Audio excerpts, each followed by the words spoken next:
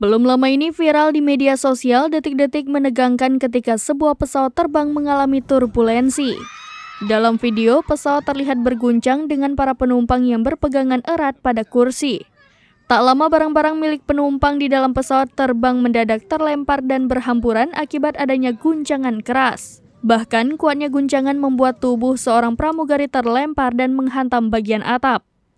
Tidak sedikit dari para penumpang yang terdengar berteriak ketakutan saat guncangan terjadi. Beruntung guncangan hanya terjadi sebentar dan pesawat terbang langsung berangsur-angsur tenang kembali.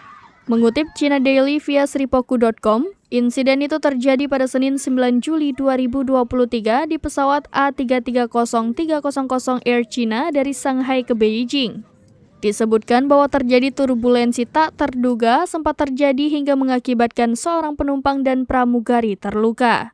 Baik awak pesawat maupun awak kabin sudah mengikuti prosedur dan mengambil semua tindakan yang diperlukan untuk memastikan keselamatan penumpang.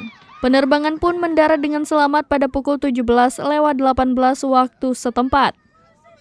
Pihak maskapai Air China juga mengirimkan personil khusus untuk menemani penumpang dan pramugari yang terluka ke rumah sakit.